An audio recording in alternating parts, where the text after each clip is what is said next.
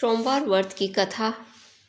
एक नगर में एक बहुत धनवान साहूकार रहता था, जिसके घर में धन की कमी नहीं थी। परंतु उसको एक बड़ा दुख था कि उसके कोई पुत्र नहीं था। वह इसी चिंता में दिन रात लगा रहता। वह पुत्र की कामना के लिए प्रत्येक सोमवार को शिव जी का व्रत और पूजन किया करता था तथा सायंकाल को शिव मंदिर में जाकर शिव जी के सामने दीपक जलाया करता था। उसके इस भक्ति भाव को देखकर एक समय श्री पार्वती जी ने शिवजी महाराज से कहा कि साहूकार आपका अनन्य भक्त है और आपका सदैव व्रत और पूजन बड़ी श्रद्धा से करता है, इसकी मनोकामना पूर्ण करनी चाहिए। शिव जी ने कहा, पार्वती, यह संसार कर्म क्षेत्र है।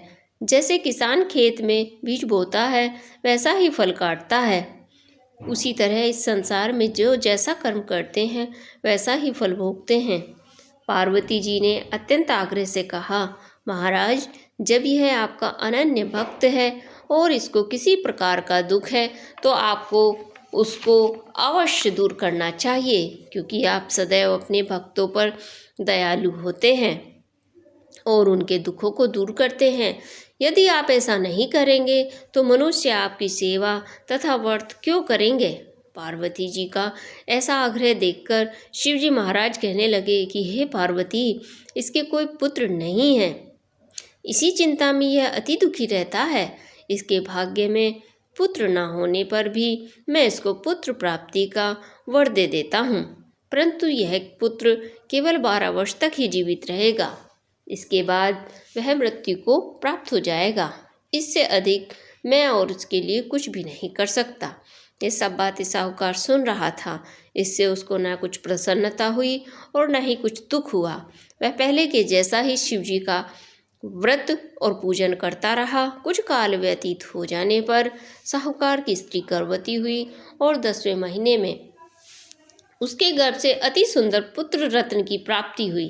साहूकार के घर में बहुत खुशी मनाई गई, परंतु साहूकार ने उसकी केवल 12 वर्ष की आयु जानकर अधिक प्रसन्नता प्रकट नहीं की और न ही किसी को कुछ भेद बतलाया। जब वह बालक 11 वर्ष का हो गया तो उस बालक की माता ने उसके पिता से विवाह आदि के लिए कहा, तो वह साहूकार कहने लगा कि मैं अभी इसका विवाह नहीं करूँगा, अपने पुत्र को काशी जी के पढ़ने के लिए ही भेजूंगा। फिर साहूकार ने अपने साले अर्थात बालक के मामा को बुलाकर उसको बहुत साधन देकर कहा, तुम इस बालक को काशी जी पढ़ने के लिए ले जाओ और रास्ते में जिस स्थान पर भी जाओ यज्ञ तथा ब्राह्मणों को भोजन कराते हुए जाओ।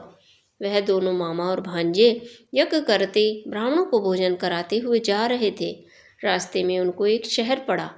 उस शहर में राजा की कन्या का विवाह था और दूसरे राजा का लड़का जो विवाह कराने के लिए बारात लेकर आया था वह एक आंख से काना था।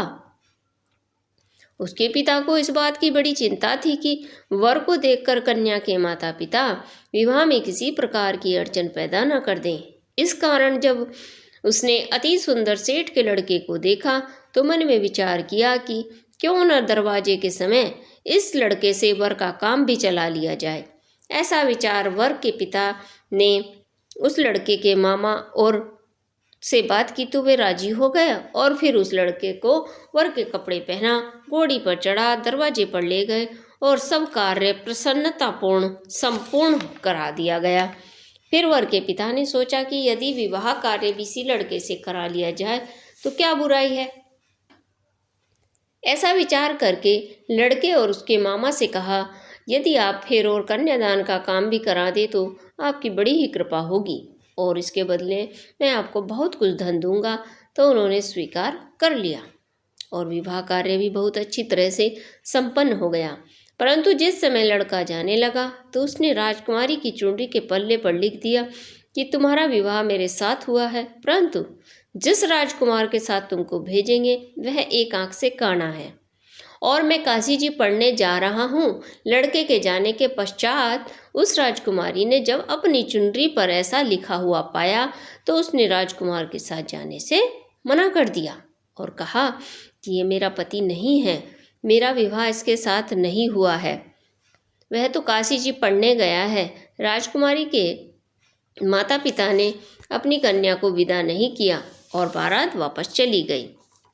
उधर सेठ का लड़का और उसका मामा काशी जी जा पहुँचे। वहाँ जाकर उन्होंने और लड़के ने यज्ञ करना और लड़के ने पढ़ना शुरू कर दिया। जब लड़के की आयु 12 वर्ष की हो गई तो वह उस दिन उन्होंने भी यज्ञ रचा रखा था। तो लड़के ने अपने मामा से कहा, मामा जी आज मेरी तबीयत कुछ ठीक नहीं है। मामा ने कहा, अंदर जाकर सो जाओ। लड़का अंदर जाकर सो गया और थोड़ी देर में ही उसके प्राण निकल गए।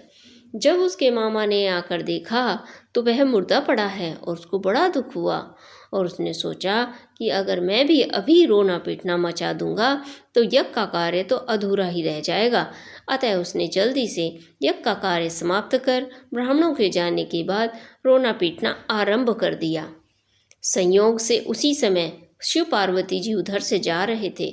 जब उन्होंने जोर जोर से रोने की आवाज़ सुनी तो पार्वती जी कहने लगी, महाराज कोई दुखिया रो रहा है, इसके कष्ट को दूर कीजिए। जब शिव पार्वती ने पास जाकर देखा तो वहाँ तो एक लड़का मुर्दा पड़ा था।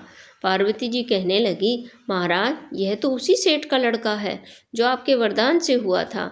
शिव जी कहने लगे, हे पार्वती इसकी इतनी आयु थी यह वह भोग चुका है। तब पार्वती जी ने कहा, हे महाराज इस बालक को और आयु दो, नहीं तो इसके माता पिता तड़प तड़प कर मर जाएंगे। पार्वती जी के बार बार आग्रह करने पर शिव जी ने उसको जीवन वरदान दिया और शिव जी महाराज की कृपा से लड़का जीवित हो उठा। शिव जी और पार्वती जी कैलाश को चले गए। तब वह लड़का मामा जी के साथ उसी प्रकार यज्ञ करते ब्राह्मणों को भोजन कराते हुए अपने घर की ओर चल पड़ा। रास्ते में उसी शहर में आए जहाँ उसका विवाह हुआ था। वहाँ पर आकर उन्होंने यज्ञ आरंभ कर दिया तो उस लड़के के ससुर ने उनको पहचान लिया और अपने महल में ले जाकर बड़ी खातिर के साथ बहुत से दास दासियों सहित आदरपूर्वक लड़की और जमाई को विदा किया। जब वे शहर के निकट आए तो मामा ने कहा कि मैं पहले तुम्हारे घर जाकर खबर कराता हूँ। जब उस लड़के का मामा घर पहुँचा तो लड़के के माता पिता घर की छत पर बैठे हुए थे। यह प्रण कर रखा था कि यदि हमारा पुत्र सकुशल लौट आया तो हम राजी खुशी नीचे उतर आएंगे, नहीं तो छत से गिरकर अपने प्राण खो देंगे। इतने में ही उस लड़के के मामा ने आकर यह समाचार, आपका पुत्र आ गया है, तो उनको विश्वास नहीं आया। तब उसके मामा ने शपथ पूर्वक कहा कि आपका पुत्र अपनी स्त्री के साथ बहुत सारा धन साथ लेकर आया है। तो सेठ ने आनंद के साथ उनका स्वागत किया और बड़ी प्रसन्नता से रहने लगे।